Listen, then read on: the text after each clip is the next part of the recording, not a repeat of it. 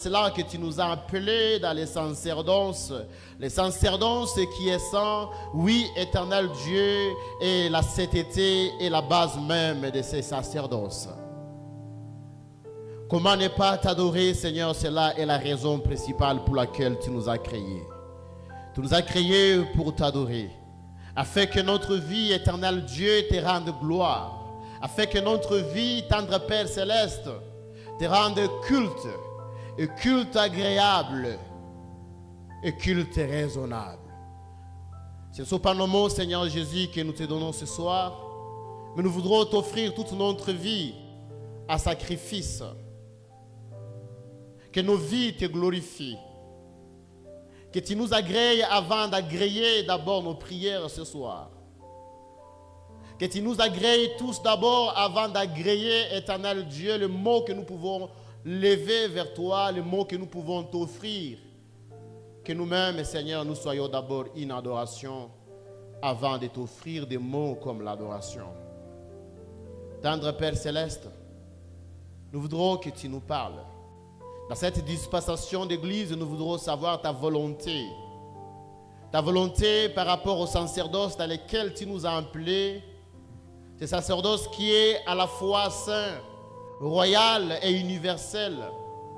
Dans cette dispensation de l'église, s'agissant de la dispensation de Joël chapitre 2, le verset 28, la dispensation du Saint-Esprit, nous voudrons, Seigneur Dieu, que tu ouvres notre esprit afin que nous puissions saisir encore ta pensée ce soir par rapport à notre vie et notre manière de te servir dans les sacerdoces.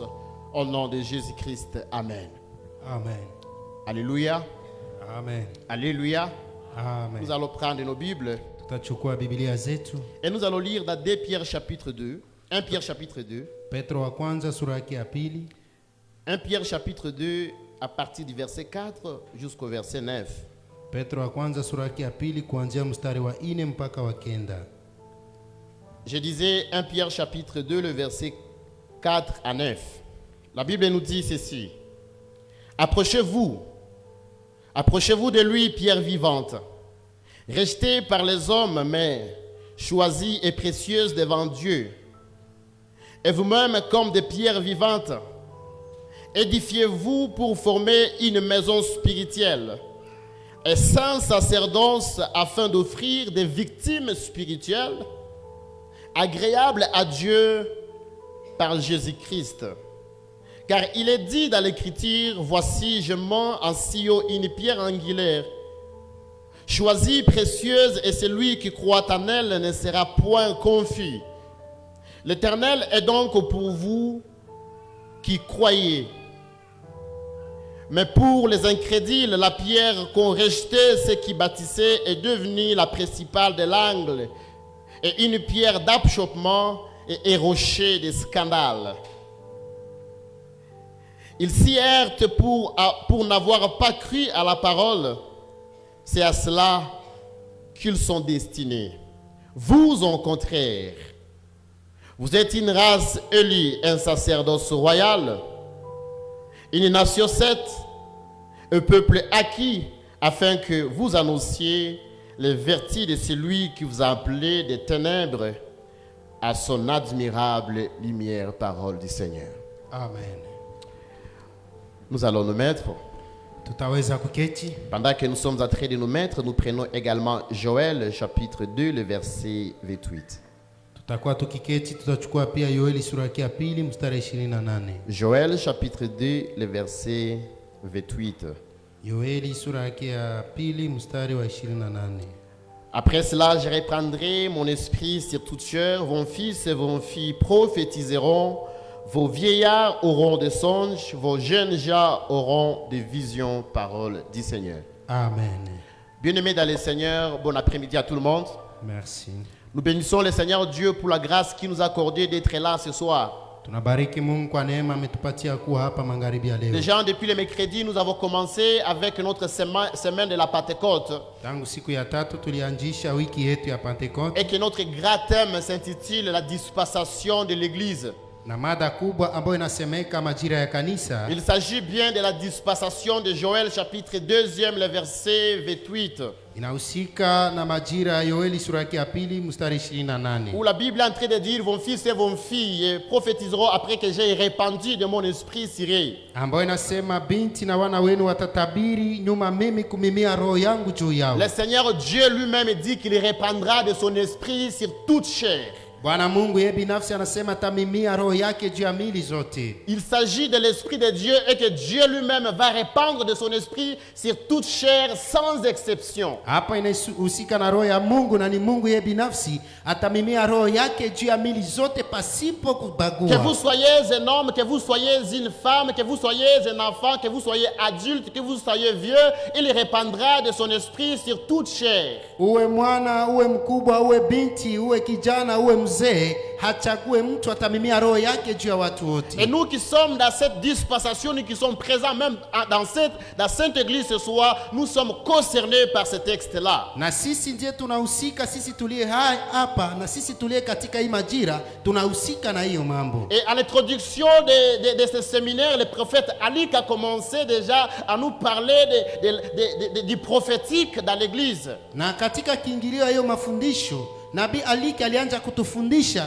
kwa ajili ya unabii ndani ya kanisa. Parce que la dispensation de l'église, elle est caractérisée par le prophétique. Sababu majira ya kanisa yanalinganishwa na unabii ndani ya kanisa. Il faut que le prophétique caractérise, bien-aimés dans le Seigneur, l'église du temps de l'enfer, l'église qui est notre église, qui est l'église de notre temps aujourd'hui. Inabidi unabii iweze kuonekana katika kanisa yetu ya wakati ya mwisho, katika kanisa yetu ya sasa. Et toutes les fois qu'il est passé ici, il est en train de nous parler du prophétique dans l'église. Na kila mara alikuwa akipita hapa, alikuwa akituzungumzia juu ya unabii ndani ya kanisa. Parce que l'église, la véritable, elle est prophétique. Sababu kanisa ya kweli yanakuwa katika unabii. Cette église qui n'est pas prophétique n'en est pas une, il s'agit d'une chose semblable.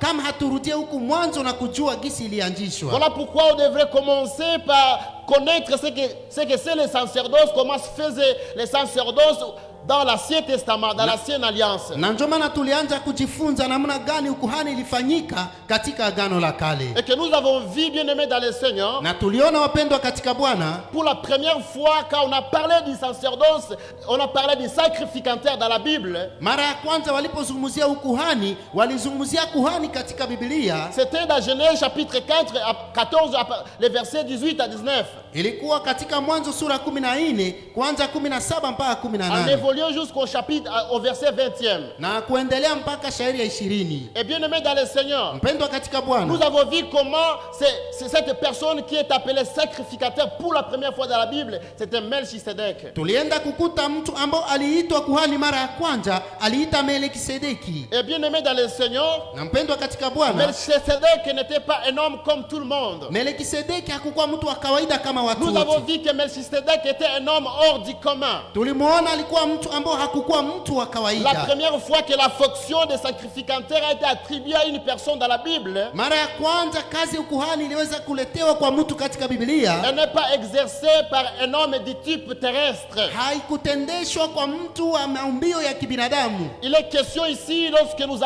allons dans Hébreux chapitre 14e, hapa tunapoenda katika Waebrania sura 14, vous allez trouver que cet homme-là, Tutaenda il kutanisha ule porte mtu le nom de Melchisedec. mwenye anaitwa Melkisedeki. Quand vous lisez dans Genèse, la Bible l'appelle le roi de Salem, Unaposoma katika Mwanzo wanamuita mfalme wa la Salema, roi de justice et de paix. mfalme wa haki na amani. Et le livre de Hébreux l'identifie comme un homme sans père, sans mère. Na katika kitabu ya Ibrania wanamgundua kama mtu asiye na baba na mama, Sa généalogie, sa commencement de vie, ni fin de jour sur la terre. pasipo mti wa kizazi, hana mwanzo ama mwisho. Melchisedec, c'était un homme extraordinaire. Melkisedeki alikuwa mtu asiye wa kawaida, Son profil n'était pas terrestre. hali yake haikuwa hali ya Voilà ulimwengu. pourquoi, bien-aimé dans le Ndio Seigneur, maana mpendwa katika Bwana, j'étais en train de nous faire voir depuis hier tuko naona tangu jana que le sacerdoce n'est compatible que ya kwamba ukuhani yanaeleweka kwamba avec ceux qui sont d'origine céleste, pamoja na wale ambao wanakuwa na maumbio ya ceux qui mbinguni, ont la nature divine. walio na maumbio ya Vous kimungu. ne pouvez pas être dans les sacerdoces appelés sacrificateurs de Dieu sans que vous ayez une origine céleste. Hauwezi kuwa katika ukuhani na uite kuhani wa Mungu pasipokuwa na chemchemu ya mbinguni. À ce qui concerne Melchisedec, on a beaucoup parlé de cela hier. Kwa yale yanahusisha Melkisedeki tuliyazungumzia mingi jana, Mais dans l'Ancien Testament, après Melchisedec, on a commencé de ce qui a commencé également avec la tribu de Lévi, na katika Agano la Kale tuliona yale yalianzishwa pamoja na jamaa ya Lawi dans la maison d'Aaron. katika nyumba ya Ceux Haruni. qui ont exercé beaucoup plus de sacrificatures dans l'Ancien Testament, Wale walitendesha zaidi ukuhani katika Agano la Kale c'était une seule tribu, la tribu de Lévi. yalikuwa tu katika nyumba ya Mais Lawi, dans la tribu de Lévi, ilikuwa ndani ya kabila ya ce Lawi. n'était pas tous les ce n'était pas tous les Lévites qui étaient sacrificateurs. Haikukuwa Walawi wote ndio walikuwa Il y en wakuhani, avait seulement un groupe, les enfants d'Aaron, kulikuwa kikundi tu watoto wa Haruni qui devaient être sacrificateurs. ambao wangeweza kuwa wakuhani. Bien-aimés dans le Seigneur, Wapendwa katika Bwana, tous les Lévites n'étaient pas sacrificateurs, Walawi wote hawakuwa wakuhani, mais tous sacrificateurs étaient Lévites. lakini wakuhani wote walikuwa watoto wa Lawi. Voilà pourquoi, bien-aimés dans le Seigneur, Ndio maana mpendwa katika les Bwana, Lévites étaient considérés comme un peuple que Dieu s'était choisi pour exercer les sacerdoces dans l'église, Walawi walikuwa dans le temple. watoto wa Mungu ambao walichaguliwa kwa kutendesha ukuhani ndani ya kanisa. Et bien-aimés dans le Na Seigneur, mpendwa katika Bwana, c'était des gens que Dieu lui-même avait choisis. ilikuwa watu ambao Mungu binafsi Il y a alijichagulia. beaucoup de vérités que nous pouvons apprendre par rapport avec la vie de ces Lévites, Kuna ukweli mingi ambao tunaweza kugundua kulingana na maisha ya watoto wa que Lawi nous n'aurons pas suffisamment le temps d'en parler ici. ambao hatuwezi kupata muda wa kutosha kuyazungumzia Mais ce hapa, que nous devons comprendre en revenant, c'est ce que je l'ai dit hier, lakini yale sharti tuelewe tunaporudilia iliyosemeka jana, c'est que dans notre dispensation aujourd'hui, ya kwamba katika majira yetu leo les sacerdoces, ce n'est pas pour une catégorie de gens, pour un groupe de gens. ukuhani sio kwa kundi fulani ya watu ama kwa ajili ya watu fulani. Je l'ai dit bien que les sacerdoces n'est compatible avec ceux qui sont d'origine céleste, ceux qui ont la nature divine. Ilisemeka ya kwamba ukuhani inakubalika na wale wanakuwa na maumbio ya Mungu. Dans la nouvelle alliance bien-aimée dans le Seigneur, Katika Agano Jipya mpendwa katika pour Bwana, être sacrificateur, tu n'es pas censé être né de Aaron. ili uweze kuwa kuhani hauitwa kuzaliwa katika tumbo ya Haruni, Parce que la sacrificature, c'était de père en fils dans l'Ancien Testament. sababu ukuhani katika Agano la Kale yaliachiliwa kwa baba kwa watoto. Si tu n'es pas fils d'un sacrificateur, il ne faut jamais songer être sacrificateur au jour. Kama haungelikuwa mwana wa kuhani haungeweza kufikiria kuwa kuhani siku moja. Et bien aimé dans le Seigneur, Na mpendwa katika dans notre Bwana, dispensation aujourd'hui, katika majira yetu leo nous pouvons tous être des sacrificateurs. tunaweza kuwa sote wa kuhani, Voilà pourquoi nous allons à un moment essayer de parler un peu plus tard de la sacrificature universelle na ndio maana kwa muda fulani tutazungumzia ukuhani kwa ulimwengu mzima dans l'église. ndani ya kanisa. Bien aimé, Mpendwa, lorsque j'étais en train de dire ceci, wakati mwalimu alikuwa anasema hivi, on ne peut pas exercer au sacerdoce, hauwezi kutendesha ukuhani, dans l'œuvre de Dieu dans les sacerdoces, kazi ya Mungu ndani ya ukuhani, sans avoir la nature de Dieu. pasipokuwa na maumbio ya Mungu. La première nature de Dieu, c'est la nature de sainteté. Maumbio ya Mungu ya kwanza inakuwa utakatifu. Voilà pourquoi nous qui exerçons dans les sacerdoces, Ndio maana sisi tunaotendesha katika nous devons ukuhani être revêtus de la sainteté de sharti Dieu. tuvikwe na utakatifu wa Et il est Mungu. quasiment impossible d'être revêtu de la sainteté Haiwezekani uvikwe na utakatifu sans le Saint-Esprit. pasipo na Roho Le Mtakatifu. Saint-Esprit, c'est un élément capital pour exercer dans les sacerdoces. Roho Mtakatifu anakuwa nguzo kubwa katika ukuhani. Dans la dispensation de l'église, Katika majira ya kanisa, bien-aimé dans le Seigneur, mpendwa katika on ne Bwana, peut exercer dans l'église du Seigneur sans le Saint-Esprit. hauwezi kutumika katika kanisa ya Mungu pasipo Roho C'est Mtakatifu. quasiment impossible. Haiwezekani kabisa. D'abord pour entrer dans le royaume de Dieu, Kwanza kwa kuingia katika ufalme wa pour Mungu, entrer dans le sacerdoce, kwa kuingia katika il faut ukuhani, commencer par être né de l'Esprit. inakubidi uanze kuzaliwa kwa Roho. Il faut être né de l'Esprit. Inakubidi uzaliwe kwa Tu Roho. dois être né du Saint-Esprit. Inakubidi uzaliwe kwa Roho Mtakatifu. Docteur Delphine, on peut encore rester là-bas. Bien-aimé dans le Seigneur, Mpendwa katika Bwana, voilà pourquoi ndio maana tous ceux qui sont sacrificateurs dans le Nouveau Testament, wote walio wakuhani katika tous Agano ceux qui sont Jipya, sacrificateurs dans la Nouvelle Alliance, wote walio wakuhani katika Agano ils Jipya doivent d'abord être nés du Saint-Esprit. sharti wazaliwe kwanza na Roho Mtakatifu, Parce que le Saint-Esprit, sababu Roho Mtakatifu c'est la clé yanakuwa funguo pour entrer dans le wa sacerdoce. kuingia katika Vous ukuhani. ne pouvez pas entrer dans le sacerdoce, Hauwezi kuingia katika ukuhani servir le Seigneur, na kumtumikia Bwana sans que vous soyez revêtus du Saint-Esprit. pasipo kuvikwa na Roho Mtakatifu. Et cela a été la mentalité de Dieu depuis le commencement. Na hiyo ilikuwa fikra za Mungu tangu Nous mwanzo. l'avons vu hier. Tuliona jana Quand Dieu a créé Adam, Mungu alipomuumba la première Adamu, chose que Dieu a fait, kuna vitu Mungu après alifanya avoir fait la poussière, kabla ya kuunda vumbi, lui donnant la forme d'un homme, il a commencé par souffler son esprit en dedans de lui. akaipatia maumbile ya mtu na Dieu ne peut donc akapuliza marcher ndani avec yake. un homme sans son esprit. Hawezi tembea na Mungu pasipo roho yake. Après que Adam ait péché, Na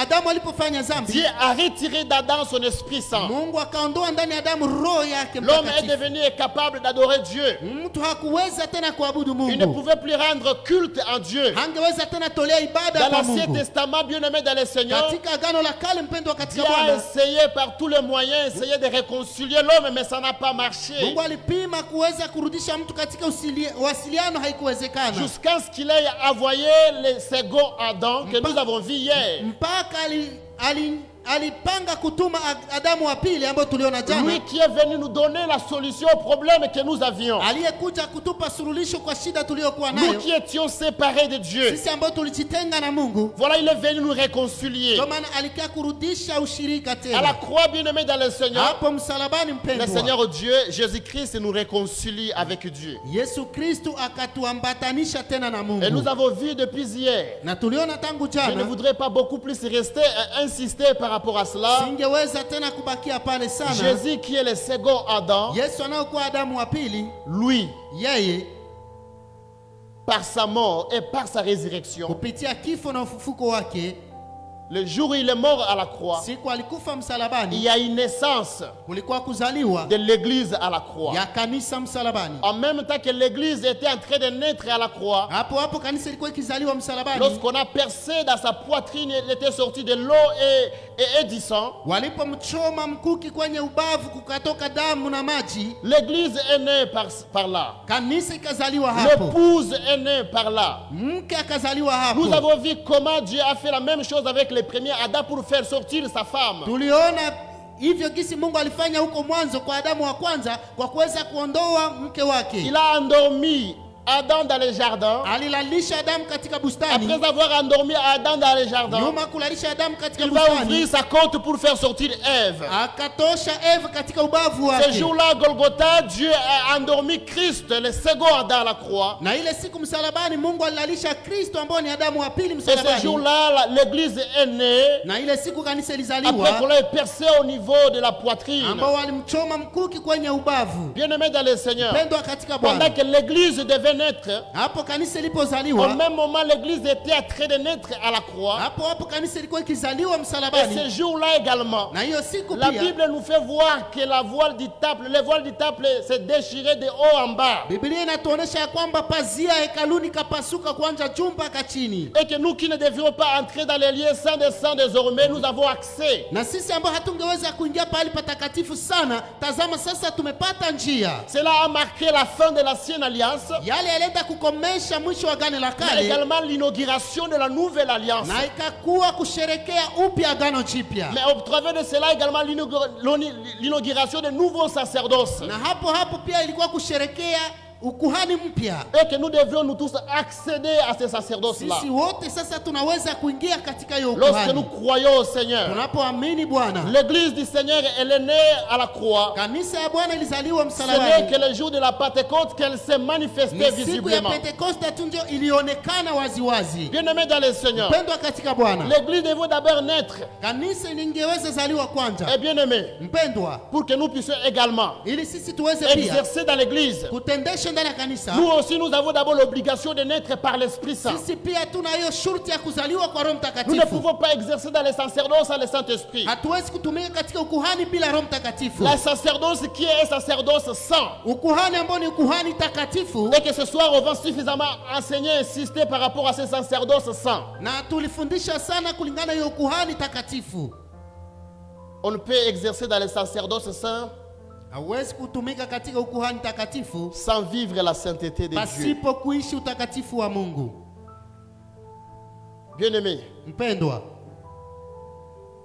j'avais raison, j'ai compris pourquoi Jésus avait raison de dire aux apôtres, ninaelewa kwa nini Yesu alikuwa na haki ya kuambia wa mitume, vous devriez d'abord attendre ici à Jérusalem, inawabidi kwanza mungoje hapa Yerusalema afin que vous soyez revêtus du Saint-Esprit. ili muweze kuvikwa na Roho Mtakatifu. Parce que lorsque l'Église sera manifestée, Sababu kanisa itakapojionesha waziwazi, lorsque vous n'avez pas le Saint-Esprit, vous ne saurez pas exercer ça le Saint-Esprit. kama hamuna Roho Mtakatifu hamtaweza kutumika katika Voilà pourquoi ukuhani. après la résurrection, Ndio maana nyuma ya les ufufuko apôtres étaient timides, ils étaient enfermés, ne pouvaient pas exercer dans les sacerdoces parce qu'ils n'avaient pas encore reçu le Saint-Esprit. mitume walikuwa na woga, walijifungia, hawangeweza kutumika katika ukuhani sababu hawakuwa na Roho Le Mtakatifu. Saint-Esprit, c'est un élément capital, un élément clé pour exercer dans les sacerdoces. Roho Mtakatifu inakuwa umuhimu, inakuwa fungulo kwa kutumika katika ukuhani. Bien-aimé, vous pouvez essayer de toutes vos forces, vous ne pouvez pas. Mpendo, unaweza kupima kujaribu kwa nguvu zako, hautaweza. Vous n'arriverez pas à satisfaire Dieu sans le Saint-Esprit. Hautafikia kutoshelea Mungu pasipo Roho Ce n'est que le Mtakatifu. Saint-Esprit qui connaît la volonté de Dieu. Ni Roho Mtakatifu ndio anajua mapenzi ya Mungu. Et lorsque nous servons Dieu dans les sacerdoces Na saints, tunapotumikia Mungu katika ukuhani takatifu, nous devons savoir une seule chose. sharti tujue kitu Nous kimoja. devons également être revêtus de la sainteté de Dieu. Inatubidi kuvikwa na utakatifu wa Mungu. Lorsque nous parlons, bien-aimés dans le Seigneur, Unaposema mpendo katika des Bwana, sacerdoces saints, ukuhani takatifu, bien-aimés dans le Seigneur, mpendo katika Bwana, cela signifie que nous sommes mis à part pour ni Dieu. kusema tumewekwa kando juu ya Nous Mungu. sommes appelés à vivre une vie de cet été. Tunaitwa kuishi maisha ya utakatifu. Nous sommes mis à part, un sacerdoce qui est également mis à part, Tumewekwa kando na ukuhani imewekwa kando. appelé à vivre la pureté. Inaitwa kuishi Tu utakatifu. ne peux pas vivre dans les sacerdoces, Hauwezi kuishi katika ukuhani, servir dans les sacerdoces, tumika katika ukuhani, exercer dans les sacerdoces, fanya kazi katika en même temps ukuhani tu vis dans l'impureté. na unaishi katika machafuko. C'est quasiment impossible. Haiwezekani Les kabisa. sacerdoces saints Ukuhani takatifu est même la base du sacerdoce. na inakuwa msingi ya ukuhani. Vous ne pouvez pas servir Dieu dans sa sainteté sans que vous-même vous soyez revêtus de la sainteté. Hauwezi kutumikia Mungu katika utakatifu wake pasipo wewe kuvikwa Vous utakatifu. ne pouvez pas, bien-aimés dans le Seigneur. Hauwezi weza mpendwa katika Bwana. Voilà pourquoi, bien-aimés, Ndio maana nous mpendwa, sommes appelés à nous sanctifier, à sanctifier son nom. tunaitwa kujitakasa na kutakasa jina Car lake, Dieu lui-même, il est saint. sababu Mungu yeye binafsi Nous ni ne pouvons mtakatifu. pas servir Dieu Hatuwezi tumikia dans les Mungu sacerdoces katika ukuhani sans sa sainteté. pasipo utakatifu Parce que wake, les sacerdoces, sababu ukuhani il est d'abord saint. ni ya kwanza ni utakatifu, Et Dieu que nous servons, na Mungu ambaye tunatumikia il est également saint. yeye pia ni mtakatifu. La Bible dit ceci: Biblia inasema hivi, marchez selon l'esprit et vous n'accomplirez pas les désirs de la chair. tembeeni kulingana na roho na hamtatimiza mapasho ya Nous mwili. ne pouvons pas servir dans les sacerdoces Hatuwezi kutumika ndani ya si nous ukuhani ne marchons pas selon l'esprit, kama hatutembei kulingana na si nous roho, ne marchons pas dans l'Esprit kama Saint. hatutembei katika Roho C'est Mtakatifu. Dieu qui est saint. Ni Mungu aliye Nous mtakatifu. avons la vocation de sanctifier son nom. Tuna mwito ya kutakasa jina lake. Il est saint et son nom est saint. Yeye ni mtakatifu na jina lake ni mtakatifu. C'est lui qui est roi Ni yeye ndiye mfalme pour qu'il règne ili aweze en kutawala. tant que roi bien-aimé dans le Kama Seigneur. vile mfalme mpendwa Il a besoin de gens anahitaji watu qui vont élever son nom dans son royaume. ambao watainua jina lake katika utawala Lui wake. qui est roi, Yeye aliye il mfalme cherche des gens qui ont sa nature également pour l'élever. anatafuta watu walio na maumbile yake kwa C'est kumuinua. pourquoi il a fait de nous Ndio maana ametufanya sisi une race élue. hali ya watu ambao Il a choisi wameokolewa. au milieu de nous parmi beaucoup d'autres personnes. Ametuchagua kati ya watu wengi. Il nous a choisi parmi beaucoup d'autres personnes. Ametuchagua kati ya watu Une wengi, race parmi tant d'autres races. maumbio katika ingine Il maumbio. nous a choisi des ténèbres Ametuchagua kutoka et il nous a giza appelés à son admirable lumière. na ametuita katika utukufu wa Nous nuru wake. entrons dans son royaume. Tunaingia katika ufalme Le wake. royaume de Dieu dans lequel nous sommes appelés, c'est le royaume de sainteté. Ulimwengu ya Mungu ambao tunaingia ndani yake ni ufalme wa utakatifu, C'est le royaume de sa gloire. ni ufalme wa utukufu Et wake, quand nous sommes son peuple, na sisi ni taifa nous lake. sommes appelés à annoncer son nom Tumeitwa kutangaza jina lake et annoncer également l'admiration de sa bonté dans son royaume. na kutangaza pia utukufu ya uwema yake katika ufalme Dans wake. les sacerdoces, nous sommes appelés à annoncer le nom de Dieu. Katika ukuhani wetu tunaitwa kutangaza Mungu Nous wetu. sommes appelés dans les sacerdoces, bien-aimés dans le Seigneur, Tumeitwa à annoncer katika- l'admiration de sa bonté. Tumeitwa katika ukuhani kutangaza uwema ya wema yake. Nous ne pouvons pas annoncer l'admiration de la bonté de Dieu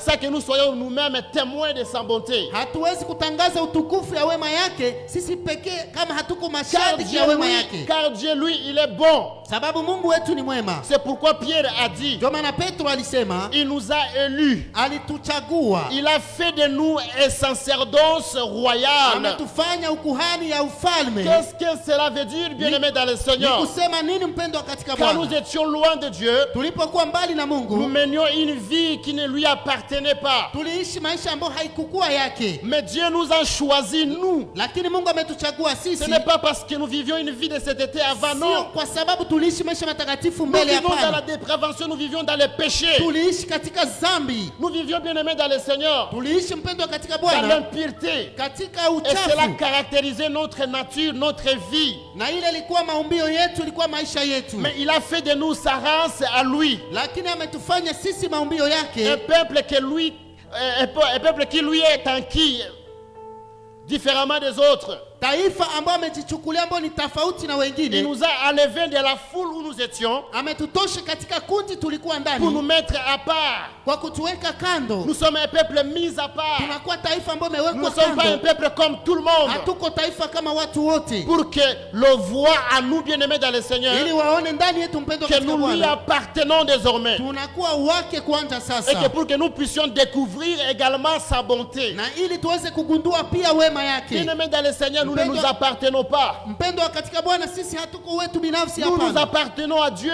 Sisi tunakuwa wa Nous Mungu, sommes une propriété privée de Dieu. tunakuwa umati ambao Mungu amechuchukulia binafsi. C'est pourquoi la Bible dit, Ndio maana Biblia inasema une sainteté qui a une vocation à sanctifier son nom utakatifu ambao ina mwito ya kutakasa jina lake et lui rendre sa sainteté. na kumrudishia utakatifu Le wake. sacerdoce Ukuhani est appelé à rendre à Dieu sa sainteté. imeitwa kumrudishia Mungu utakatifu Et nous ne wake, pouvons pas lui rendre sa sainteté na tunaweza kurudisha utakatifu si nous ne wake sommes pas nous-mêmes saints. kama hatuko sisi binafsi Nous devons watakatifu. d'abord être nous-mêmes saints Sharti kwanza sisi tukuwe pour watakatifu rendre à Dieu, à lui, sa ili sainteté. tuweze kurudishia Mungu utakatifu Nous ne wake. pouvons pas adorer ce Dieu-là saint Hatuwezi kuabudu ule Mungu si mtakatifu nous-mêmes nous ne sommes pas kama saints. sisi binafsi hatuko Il est watakatifu. impossible, bien-aimé dans le Seigneur, Haiwezekani mpendwa katika Bwana, car c'est lui qui nous appelle. ni yeye ametuita, Il est saint, ni mtakatifu, car lui il est saint sababu yeye ni et il a mtakatifu. fait de nous également des saints. Ametufanya sisi pia Tu ne peux watakatifu. pas être sacrificateur Hauwezi kuwa kuhani dans la dispensation de l'église katika majira ya si kanisa tu n'es pas saint. kama hauko C'est mtakatifu. quasiment impossible.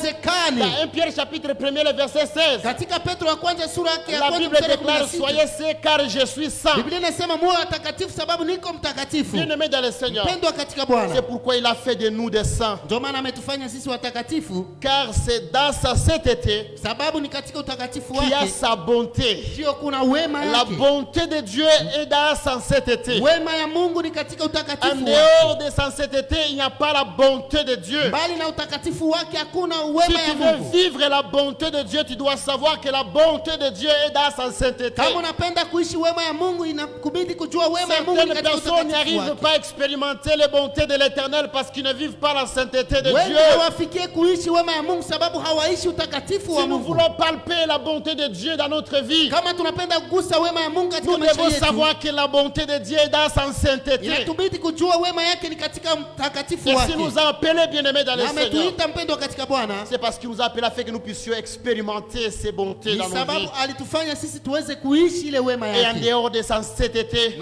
Na mbali na utakatifu wake, bien-aimés dans le Seigneur, mpendwa katika Bwana, il n'y a pas la bonté de Dieu. hakuna wema ya Mungu. S'il nous a appelés pour que nous soyons saints, Kama ametuita ili tuwe watakatifu dans cette sainteté-là, katika ile utakatifu, c'est là que nous exerçons notre sacerdoce. ni hapo ndio tunatendesha ukuhani wetu Dans la dispensation de l'Église, katika majira ya le kanisa. sacerdoce n'existe pas en dehors de la sainteté de Dieu. Ukuhani haipatikane mbali na utakatifu wa Mungu. Bien-aimés dans le Seigneur, Pendwa katika Bwana, nous sommes fatigués. tumechoka. Fatigués de voir des gens souiller le sacerdoce. Tumechoka kuona watu wakichafua ukuhani, Des gens qui pensent en train de servir Dieu dans le sacerdoce, mais qui vivent une vie de compromission. watu ambao wanafikiria kutumikia Mungu katika ukuhani lakini wanaishi maisha On machafu. ne se moque pas de Dieu. Hawamtekele yake C'est Dieu Mungu. qui est saint. Ni Mungu ndiye Mais vous allez mtakatifu. voir, bien-aimés dans le Seigneur, Tenda mpendwa ceux qui katika Bwana, s'approchent de lui kama ne tunamkaribia, font que l'adorer des lèvres. wanamwabudu kwa Ils n'ont kinywa, pas sa nature. hawana maumbile Ils disent yake. tu es saint, tu es saint, tu es saint, mais dans leur cœur, Wanasema huko mtakatifu mtakatifu, lakini katika mioyo le yao, cœur est rempli de méchanceté. roho yao inajaa Le machungu. cœur est rempli de calomnie. Ndani yao kuna kwama, Le cœur est rempli de rancune. roho yao inajaza na machuki. Bien-aimés dans le Seigneur, Pendwa katika Bwana, nous ne pouvons pas vivre dans le péché hatuwezi kuishi katika et dhambi servir dans le sacerdoce saint. na kutumika ndani ya ukuhani takatifu. C'est impossible. Haiwezekani. Comment pouvons-nous servir Dieu? Namna gani tunaweza tumikia Mungu? Enseigner les gens, Tunafundisha watu, prêcher les gens, tunahubiri watu, exhorter les gens, tunaonya watu. être chantre. Je ne sais pas dans quel ministère. Sijue katika huduma gani, En même temps, on vit dans le péché. na hapo hapo tunaishi maisha ya dhambi. Le sacerdoce était compatible avec le péché. Ukuhani haiambatani na mambo ya dhambi. Voilà pourquoi, bien-aimés dans le Ndio Seigneur, maana mpendwa katika Bwana, depuis l'Ancien Testament, tangu agano la kale, avant que les sacrificateurs entrent dans le sacerdoce, ils devaient se sanctifier. mbele wa kuhani waingie katika ukuhani, wangeweza jitakasa mbele, Et cela n'a pas changé dans la dispensation de l'Église. na hayakubadilika katika majira ya kanisa. Dans la dispensation de l'Église, vous ne pouvez pas servir Dieu en même temps, vous êtes dans le péché. Katika majira ya kanisa hawezi tumikia Mungu na unaishi maisha ya dhambi. Et vous allez parler de la grâce. Na watu wanazungumzia neema.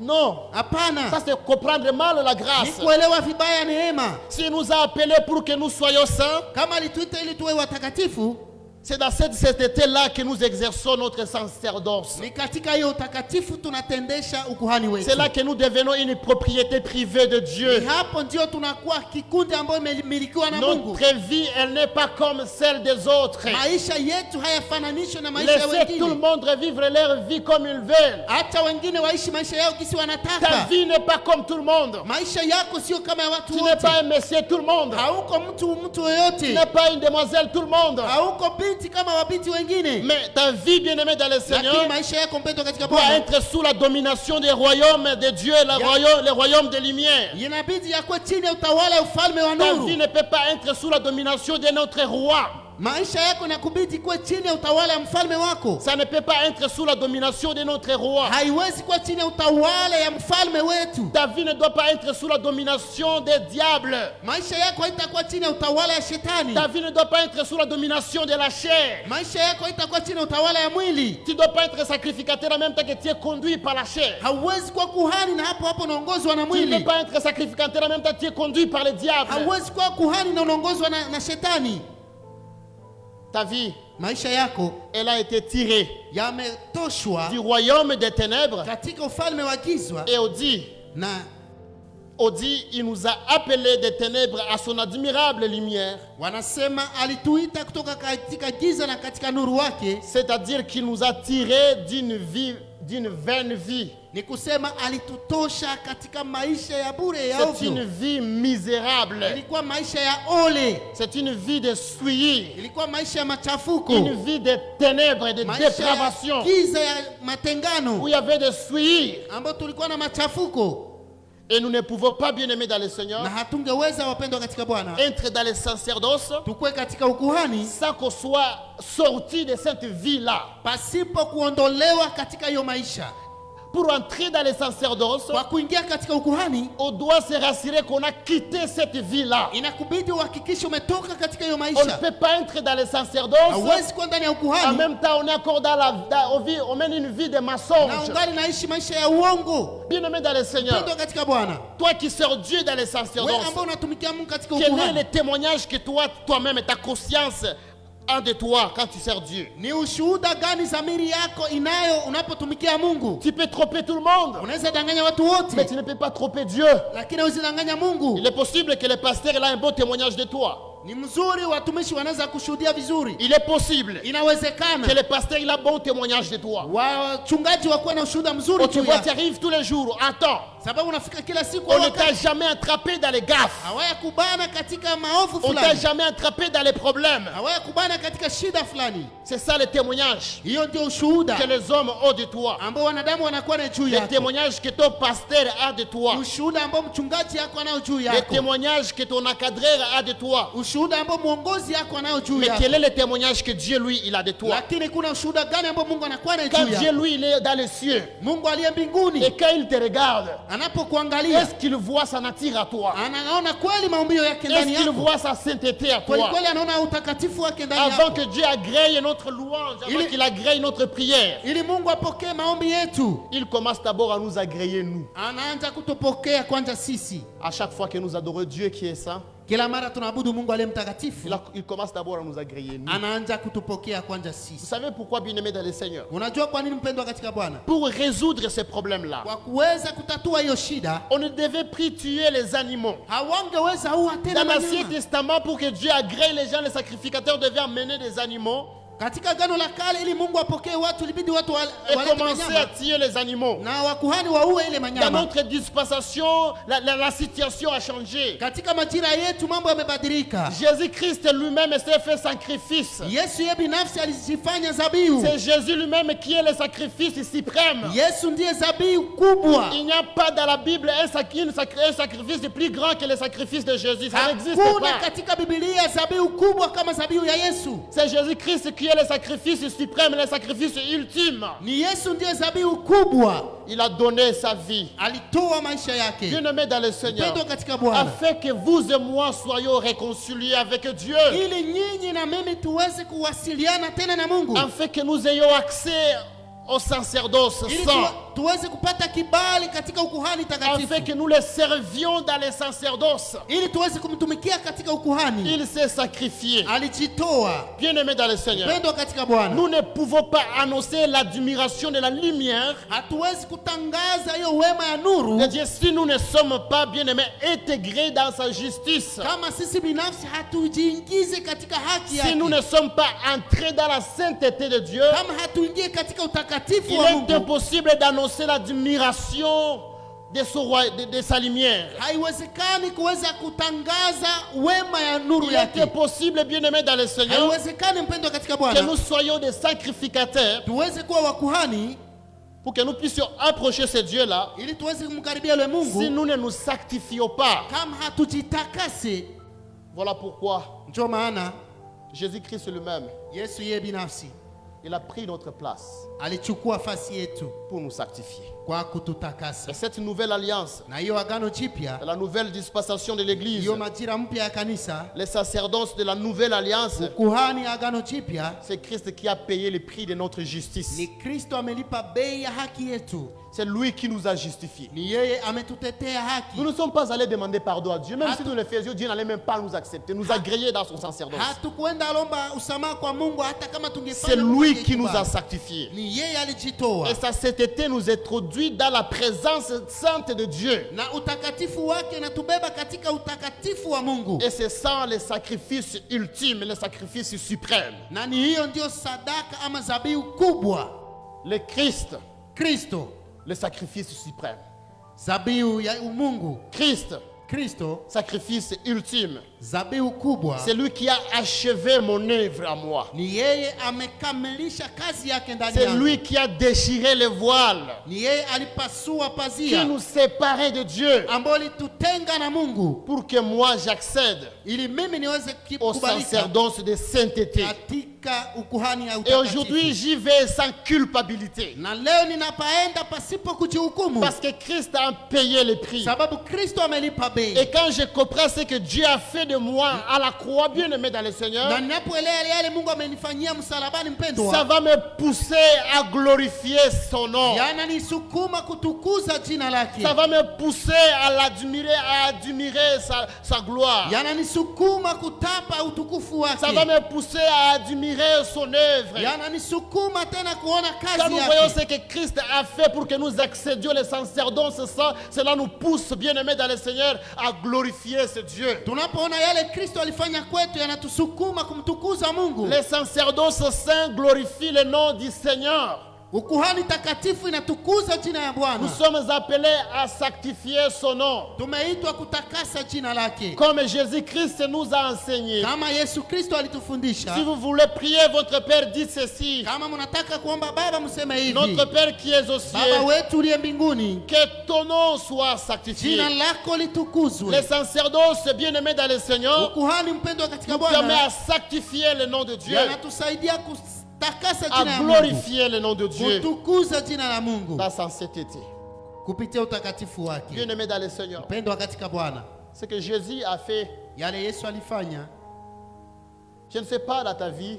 Sijue katika maisha yako. Si tu as déjà contemplé le modèle. Ili tuweze kuwa pia na mfano wake. Bien-aimé dans le Seigneur. Mpendwa katika Bwana. N'avez-vous jamais vu ce que Jésus a fait? Hamtawahi kuona yale Yesu alifanya? La Bible dit ceci. Biblia inasema hivi. Lui n'est pas venu pour être servi mais pour servir les autres. Hakukuja ili wamtumikie lakini alikuja ili atumikie wengine. Lui, il est notre souverain sacrificateur. Ni yeye kuhani mkuu wetu. Le modèle par excellence de la sacrificature. Hiyo ndio mfano mzuri kwa ajili ya ukuhani. Bien-aimé. Mpendwa. Ce jour-là, hiyo siku tout le monde était là. Watu wote walikuwa pale. Petro akapita. Wengine wakapita. Lakini Yesu binafsi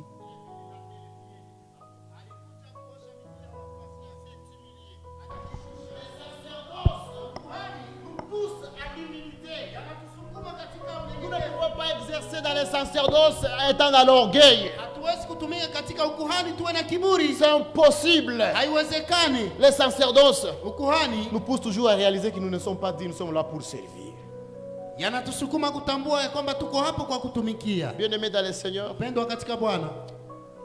Nous aurons beaucoup à dire le jour où nous allons clôturer le dimanche. Tutakuwa na mengi ya kusema siku tutakomesha siku ya Jumapili. Nous parlerons également des sacerdoces royales et universelles. Tutazungumzia pia ukuhani ya kifalme na ulimwengu mzima. Mais pour que nous puissions clôturer ce soir, je voudrais nous dire il est impossible d'exercer dans les sacerdoces sans le Saint-Esprit. Magharibi ya leo ningependa kutuambia haiwezekane kutumika ukuhani il est impossible que nous puissions bien aimer contacter le cœur de Dieu sans le Saint-Esprit. Haiwezekani tuweze kuambatana na roho ya Mungu pasipo Roho Mtakatifu. Nous pouvons multiplier nos prières. Tunaweza zidisha maombi yetu. Mais si nous ne comprenons pas certaines valeurs du sacerdoce de la sainteté, c'est avant. Kama hatuelewe samani ya ukuhani ya utakatifu, tu peux prier en langue maintenant. Unaweza omba kwa lugha. Mais si tu ne comprends pas certaines valeurs de sainteté qu'exige le sacerdoce, ça ne sert à rien. Kama hauelewe samani ambayo inasurutisha ukuhani takatifu. Parce qu'il peut même arriver qu'un homme dans le péché parle la langue. Sababu inawezekana mtu aliye ndani ya dhambi anene kwa lugha. Ça peut arriver qu'un homme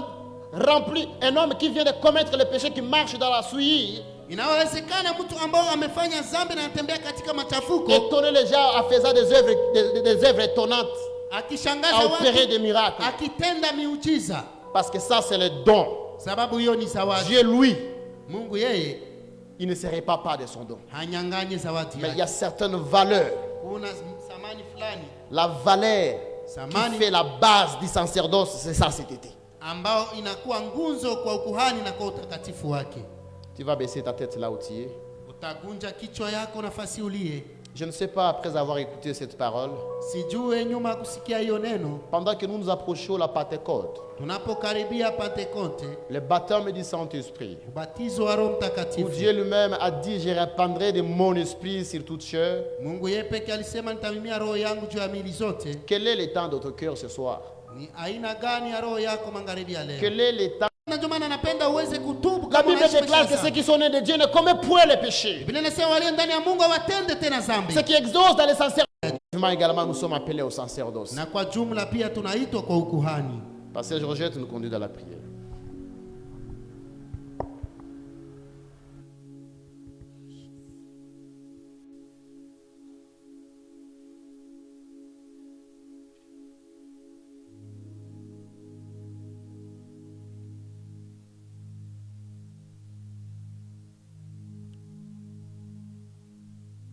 Le Dieu est saint. Le Dieu qui est amour. Kaka na bolingo no mosantu na Israël ndo bengi biso na kati na pokwa ya lelo.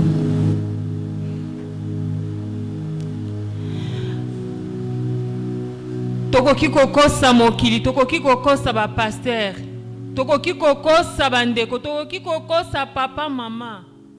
Me yo tokosaka yo te.